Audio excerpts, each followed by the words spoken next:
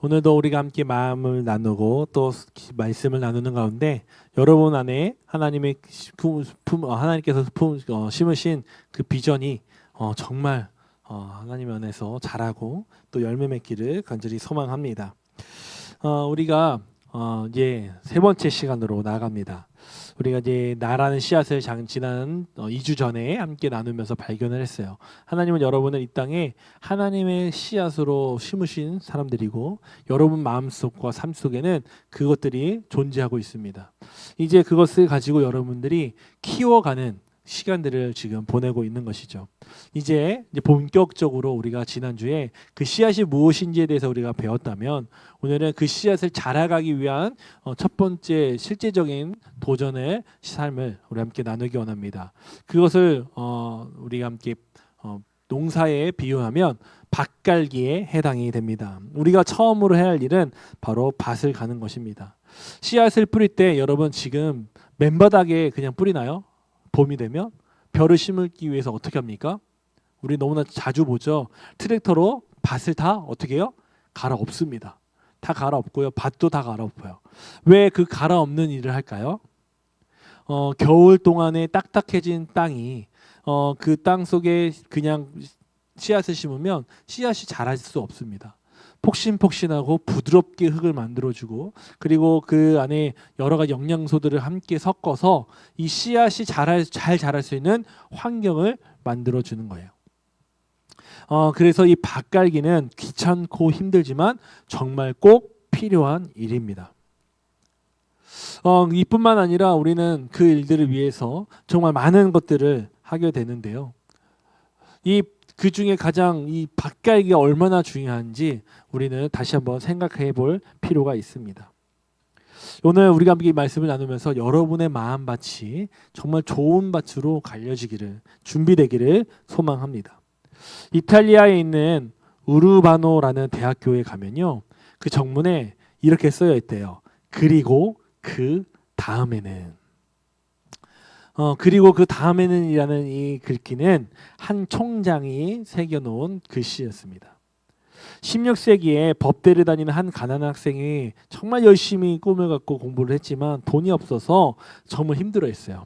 그래서 자선사업가 중에 한 명인 할머니를 찾아가 부탁을 합니다. 제가 이런 사정이니 저를 꼭 좀 도와주시면 제가 열심히 하겠습니다. 그래서 이 할머니가 그 이야기를 듣고 청년들에게 그러면 구체적으로 어떤 계획을 갖고 있느냐라고 묻습니다.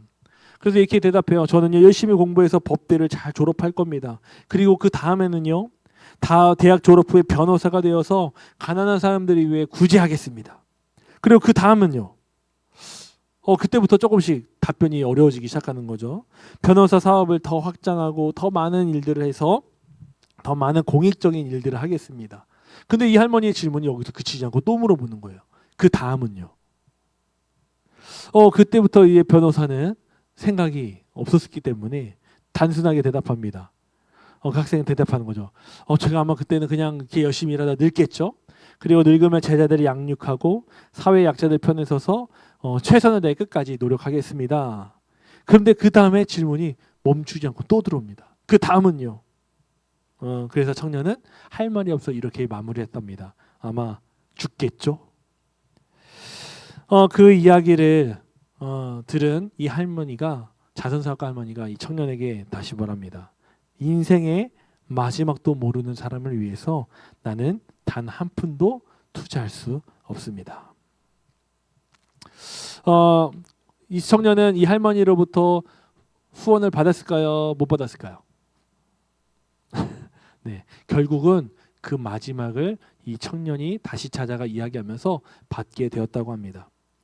그리고 그 청년은 그 할머니와의 그 도움이 아니라 그 대화의 그 질문, 그 다음은요 라는 반복되는 그 질문 속에서 큰 깨달음을 얻게 되었고 정말 열심히 노력하면서 내가 분명하게 무엇을 하며 사는 사람이 되어야 하는지 어떤 일을 하며 끝까지 살아야 하는지를 깨닫게 됐다고 합니다. 그래서 그는 그 꿈이 변호사가 되는 것이 아니라 그 우르바노 대학교의 총장이 되는 것을 꿈꾸게 되었어요. 그리고 학생들에게 나도 또한 그들에게 그 다음은 너는 어떻게 준비할 거냐고 질문을 던져 자신이 얻은 깨달음을 나눠주는 삶을 살겠노라 결정하게 됩니다. 그리고 정말로 이 사람은 총장이 돼서 그 길길을 이 우르바노 대학교에 새기게 된 것입니다. 여러분, 우리는 이 청년의 대답을 보면서 우리도 생각하게 됩니다. 여러분 지금 여러분이 똑같이 질문하는 거죠. 여러분 지금 열심히 공부하고 있죠? 왜 공부합니까? 대학 가기 위해서요. 그 다음은요? 직장을 가겠죠? 가질 노력하겠죠? 직장 가지면요? 그 다음은요? 여러분 거기까지 생각해 본 적이 있나요?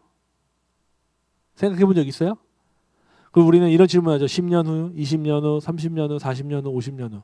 이런 질문에 대해서 여러분 쓴 적이 있어요? 없어요? 없어요? 학교 때 하지 않나요? 저도 했던 것 같은데. 여러분 그것을 생각하는 것이 지금은 불필요한 일. 나는 미래에 대해서 내가 알 수 없는데 어떻게 그런 일을 합니까? 어떻게 그렇게 생각할 수 있습니까? 할 수 있지만 여러분 그것을 생각하는 것은 우리에게 굉장히 중요합니다. 특별히 우리는 믿음을 가지며 살아가는 사람들이죠.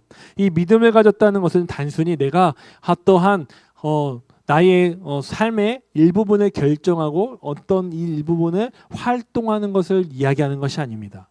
믿음을 가졌다는 것은 온 우리의 삶의 전체에 대한 이야기예요. 그래서 우리 교회는요, 이런 표현을 많이 합니다. 기독교 세계관. 여러분 들어봤어요? 이 세상에 있는 가치관과 세계관이 있어요. 세상의 세계관이 있는데 우리는 그것을 이야기하지 않고 기독교 세계관이라는 것을 따로 이야기를 합니다. 왜냐하면 믿음을 가진 사람은 세상과 구별되어 살 수밖에 없기 때문입니다. 구별되어 살 수밖에 없어요. 그 기독교 세계관에는 그 핵심 내용이 세 가지가 나오는데 첫 번째는 창조의이고요. 두 번째는 타락이고요. 세 번째는 구원입니다. 창조는 하나님 우리를 목적에 의해 만들었다. 하나님이 우리를 사랑하셔서 만들었다는 이야기를 함께 나눴었죠. 그런데 우리가 그럼 어떻게 됩니까? 우리가 타락하게 돼요. 타락한 세상. 지금 우리가 살아가는 세상은 타락한 세상. 한마디로 말하면 죄가 가득한 세상입니다. 그런데 우리는 이 안에 있으면 같이 이 세상과 같이 하나님 앞에 버림받을 수밖에 없는데 그런 우리를 위해서 예수님이 이 땅에 오셔서 우리를 어떻게 하셨어요? 구원하셨어요. 우리는 이 분명한 세계관을 가지고 살아가는 사람들이에요. 요즘에 인기 있는 그게 있더라고요. 괴담 출근 맞나요? 소설, 웹소설? 괴담에 빠져도 출근한다. 여러분 몰라요? 웹소설? 모르는군요. 저도 몰랐는데 이번에 추석 때 서울 갔다가 그 유플렉스를 갔어요. 신촌에. 근데 뭐가 팝업 스토어가 열렸는데 사람들이 줄을 쫙 쓴 거예요. 근데 그게 뭐냐면 20, 30대가 그 팝업 스토어에 와서 이제 구경하려고 줄을 섰는데 그게 웹소설 팝업 스토어였어요. 괴담에 빠져도 출근한다. 이게 뭐냐면 벽걸이, 이게 괴담의 내용이 담겨져 있는 화가가 그린 벽걸이인데 그게 어느 순간 주인공이 그 속에 빠져들어가서 그 괴담을 경험하는 거예요. 뭐 이런 내용이래요. 근데 그걸 같이 체험하고 그 재밌어서 누리고 싶어서 막 줄을 막 6시간, 8시간 서가지고 그 체험존에 들어가서 한다는 거죠. 그 사람들은 그 세계관에 열광합니다. 여러분 혹시 만화 좋아해요? 웹툰 봐요? 웹툰 안 봐요? 영화 봐요? 드라마 봐요?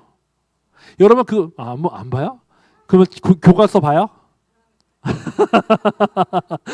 여러분이 보고 배우는 그 모든 것들은요, 뭘 이야기하냐면 단순히 1 더하기 1은 2, 어떤 누구 주인공이 태어나고 어떻게 해서 어떤 결말을 맞았다, 이 이야기를 그냥 그렇구나 하고 끝나는 게 아니라 여러분 그것을 통해서 여러분은 그 보고 있는 것의 세계관을 배우는 거예요. 여러분 그 세계관에 들어가는 겁니다. 여러분 지금 학생이라는 세계관 속에서 살아가고 있는 거예요. 좁게 얘기하면. 근데 우리는 그 모든 것을 다 치우고 뭘 가지고 사는 사람들이냐? 기독교 세계관을 가지고 살아가는 사람들이라는 거예요. 지금 이 시간을요, 우리가 오늘 이야기할 때, 시대를 얘기할 때 이렇게 합니다. 2025년이라고 얘기해요. 2025년이라고 얘기하지만 그것도 여러 학자들 얘기하면 포스트 모더니즘이라고도 얘기하고요. 또 여러분에게 표현하는 세대를 표현할 때 우리나라에는 여러 가지 표현이 있죠. 지금 여러분은 뭐라고 표현합니까? MZ세대라고 표현하죠. 이제 MZ를 넘어 AG가 나왔어요. 여러분도 이제 이미 끝났어. 여러분 이미 끝났어. 그 다음 세대가 이미 일어나고 있대.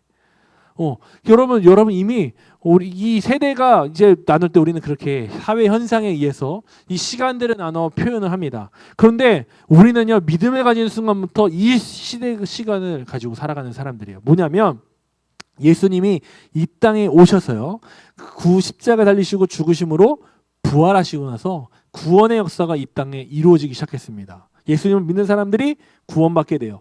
그때부터 하나님 나라라는 것들이 예수님을 통해서 이 땅에 심어지고 알려지고 이 땅에 함께하게 됩니다.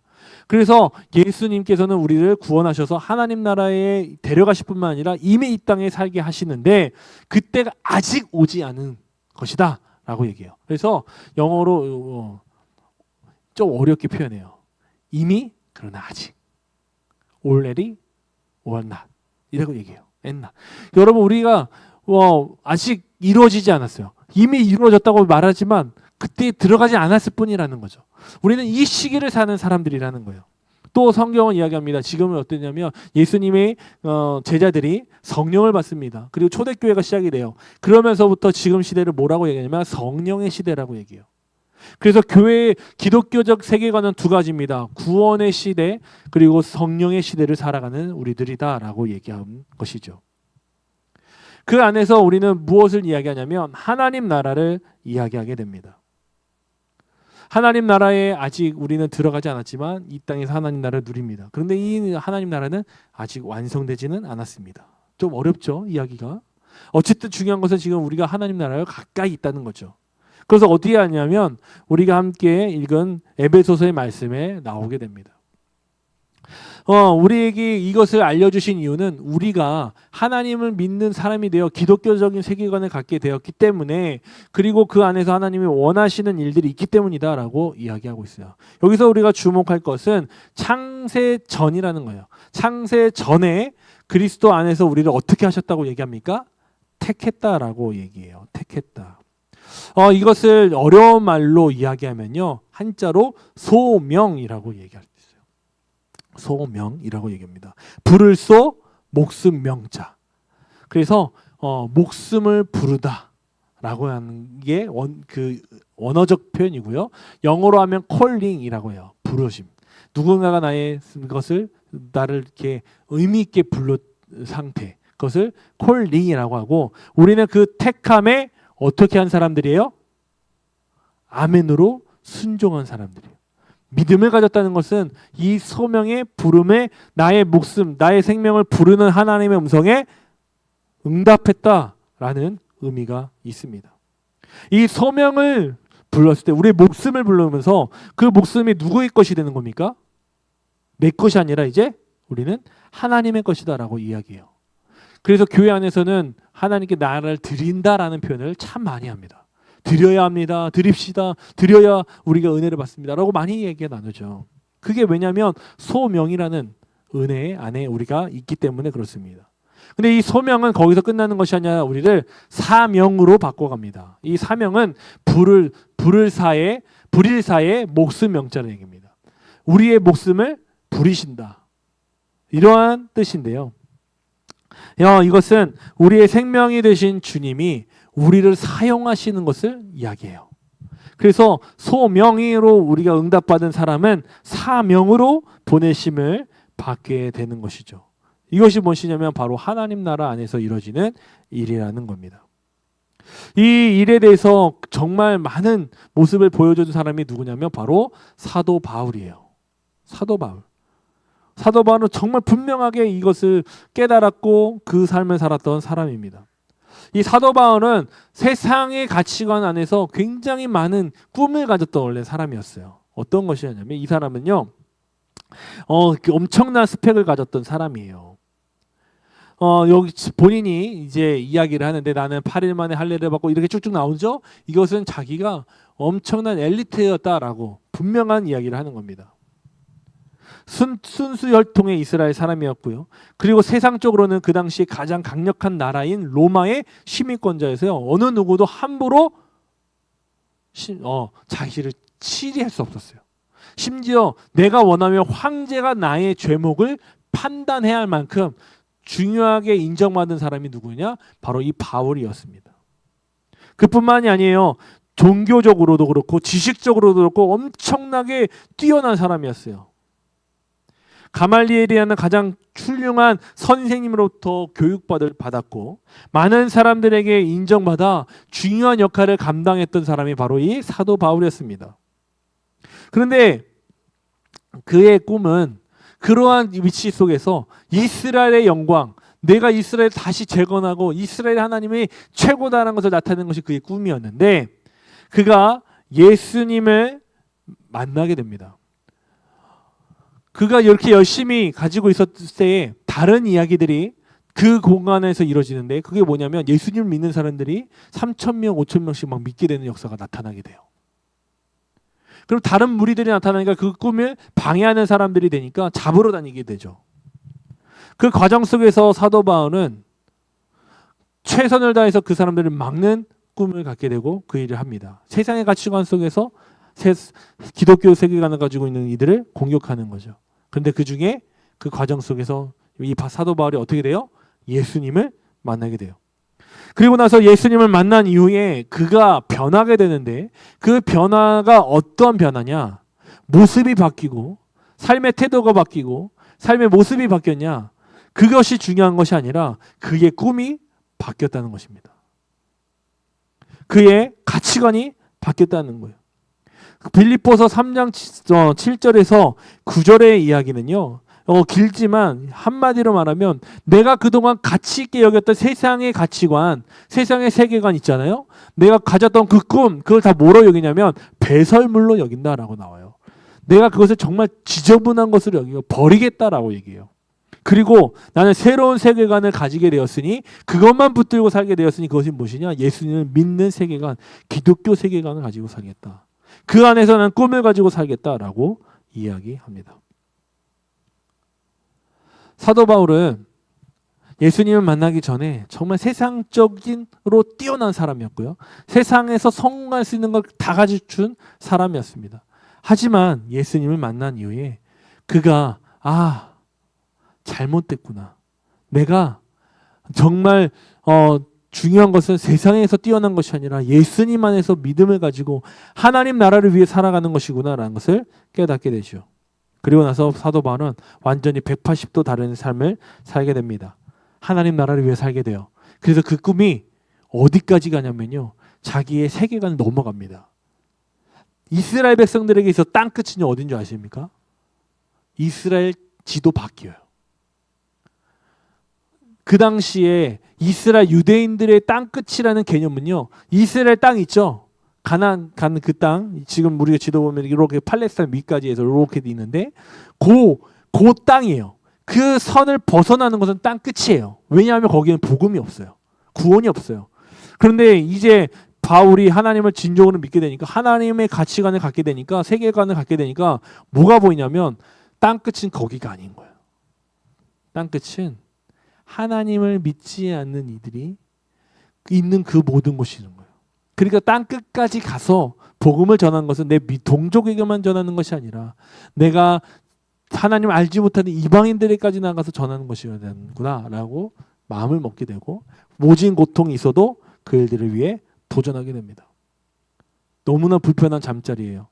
그 당시에는 차도 없고 비행기도 없기 때문에 모든 것을 다 걸어서 움직여야 됐어요. 마차를 타거나 불편하게 움직여야 됐어요. 돈을 벌 수 있는 상황도 아니었습니다. 먹을 것이 풍족하게 구할 수 있는 것도 아니었어요. 그러나 그는 굶주림 속에서도 불편한 생활 속에서도 포기하지 않고 하나님 나라의 꿈을 가지고 살아가는 사람이 되었습니다. 이것은 예수님께서도 하신 말씀이었어요. 예수님께서 이렇게 회당 안에서 누가복음의 말씀인데요. 이야기합니다. 나 주님의 성령이 내게 임했으니 가난한 자에게 복음을 전하게 하시려고 내게 기름을 부으셨다라고 이야기합니다. 지금 예수님은요 성공을 위해서 이 땅에 오신 것이 아니라 가난한 자들, 불편한 자들을 위해서 오셨다고 얘기하고 계시죠. 이 삶을 바울이 이해한 거예요. 이 세계관을 이해한 거예요. 그래서 바울도 또한 가난한 사람들, 복음 앞에 구원을 받지 못한 사람들을 위해 살아가게 된 거죠.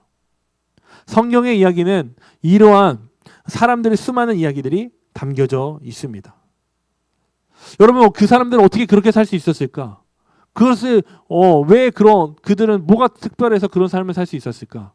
그들에게는 세상보다 더 중요한 가치관, 그것이 무엇인지 분명히 알고 있는 삶이 있었기 때문에 그렇습니다. 그것이 무엇입니까? 따라해 봅시다. 하나님 나라.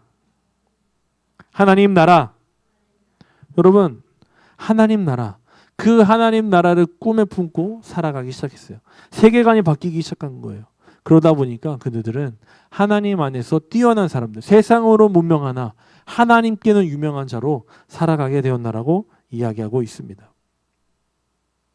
그래서 마태복음 28장 18절에서 20절에는 예수님이 그런 우리를 위하여 꿈을 심어주십니다.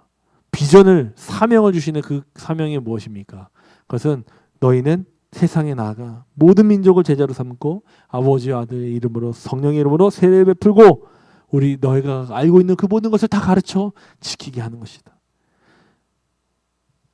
주님께서 본인이 하는 것이 아니라 그 믿음을 가진 사람들에게 이것을 나누어 주셨습니다. 그래서 우리는 이제 하나님께 모두 다 사명을 받은 자로 살아가게 됩니다. 이 사명을 가진 자들은 그러면 어떻게 앞으로 살아가야 되느냐? 이게 중요해요. 첫 번째는 우리가 기독교적인 세계관을 가진 사람들, 마지막으로 두 번째로는 그러한 우리가 그 씨앗을 심어서 잘 살기 위해 밭을 갈아야 하는데 어떻게 밭을 갈아야 하느냐입니다. 그것은 바로 말씀과 기도를 가지고 주님 앞에 나가는 것입니다. 우리가 매주 드리는 이 예배는요, 우리의 마음과 삶을 밭을 가는 작업을 하는 거예요. 깨끗하게. 또 때로는 우리 안에 자라난 잡초들을 뽑고 우리를 불편하게 만드는 일들을 제거하고 하나님 안에서 주신 그 씨앗들이, 하나님 나라의 씨앗들이 온전하게 자랄 수 있도록 우리가 그 씨앗들을 키워가는 노력을 하는 것이 바로 이 예배라는 것입니다. 그런 우리에게 하나님은 그것을 잘하게 하십니다. 하나님께서 우리에게 기쁨을 주시고 즐거움을 주시고 하나님 알아가는 지식을 주시면서 우리의 삶이 더 풍성하고 우리 씨앗이 건강하게 자랄 수 있도록 인도해 주실 겁니다. 그리고 그렇게 자라서 우리는 어떤 삶을 살게 됩니까? 열매를 맺는 삶을 살게 될 것입니다.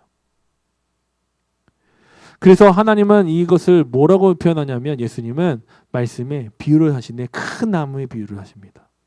겨자씨 한 알이 땅에 심겨져 싹을 내고 커지면 그곳에 많은 것들이 깃들어 쉼을 얻을 것이다.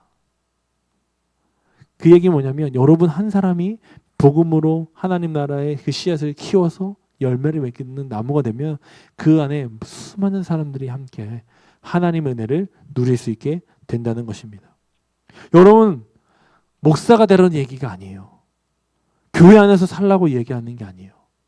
하나님이 여러분에게 각자에게 주신 꿈들이 있는데 그 꿈을 가지고 하나님 나라를 이루는 일에 쓰임받는 하나님의 사람들이 되기 위하여 나아가기를 주님의 이름으로 간절히 기원합니다.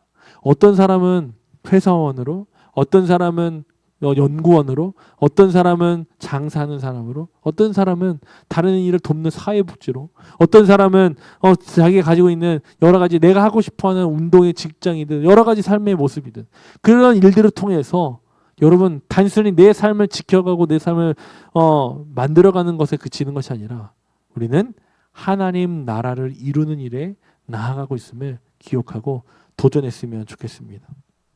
그래서 여러분을 향하여 그 누군가가 그 다음은 이라는 질문을 던질 때 여러분은 이렇게 대답했으면 좋겠습니다.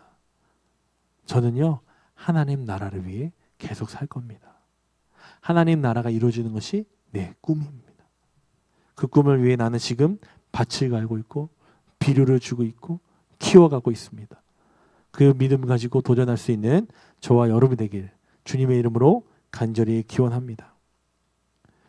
여러분, 하나님은 예수님 말씀하셨어요. 그 심겨진 인생에 30배, 60배, 100배의 열매를 맺게 하시겠다고요. 이 시간 여러분 안에 하나님께서 주신 그 씨앗을 잘 키워 이 땅에서 하나님 나라를 이루어 그 꿈과 그 삶이 모아져 하나님 부르심에 나가갔을 때 하나님의 나라를 더 영광스럽게 만들 수 있는 우리 청소년 친구들, 우리 예배자들이 되기를 주님의 이름으로 간절히 기원합니다. 밭 갈기는 불편해요. 귀찮아요. 제가 직접 밭을 갈아봤거든요. 돌 하나가 나오면요 짜증이 납니다. 하지만 그것을 모아 밭이 나중에 잘 갈리고 정말 좋은 곳으로 보이게 돼, 좋은 땅처럼 보이게 될 때 그때 느껴지는 희열감은 정말 큽니다. 그곳에 심겨진 어떤 씨앗도 죽지 않고 건강하게 자랄 수 있어요. 그것을 기대하면서 기쁨이 찾아오더라고요. 여러분 지금은 조금 힘들고 어렵더라도 여러분들이 이 밭가는 예배를 통해 말씀을 통해 기도를 통해 하나님 여러분 삶에 심겨주신 하나님 나라에 대한 그 씨앗, 꿈에 대한 씨앗, 사명에 대한 그 씨앗이 잘 자랄 수 있는 밭이 되도록 여러분은 주님 앞에 설 수 있기를 주님의 이름으로 간절히 기원합니다. 할렐루야. 그런 여러분을 위해서 주님은 우리에게 은혜의 수단을 남겨주셨어요. 바로 성찬입니다. 여기 사모님만 하셔도 될 것 같아요. 연선 이거 참여해요. 이 성찬은 예수님께서 우리를 위해 죽으심을 나타내는 자리이고 그 주님이 우리 위해 부활하시고 우리가 함께 그 자리에 참여함으로 주님과 하나 되는 놀라운 은혜를 경험하는 시간입니다.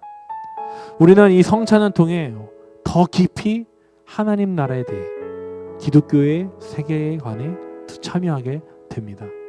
오늘 이 시간 여러분 주님을 믿음으로 고백하기를 원합니다. 그 믿음을 고백하는 여러분을 위해 주님은 마땅히 오늘도 여러분을 향해 자신의 모든 것을 내어주십니다. 여러분의 심겨진 그 하나님 나라의 씨앗이 자라도록 그것이 자라서 많은 열매를 맺게 하시도록 주님은 도우십니다. 내가 너를 가장 사랑하고 너는 나의 영광스러운 자녀라고 칭찬해 주실 것입니다. 이 시간 이 말씀을 아멘으로 받고 주님 앞에 하나님 나라의 꿈을 갖고 도전하게 소망하는 우리 청소년 친구들, 우리 모든 선생님들, 우리 모든 예배자들 이 은혜의 자리에 여러분을 기쁨으로 초대하니 우리 믿음을 가지고 함께 은혜의 자리에 참여하기를 주님의 이름으로 간절히 축복합니다.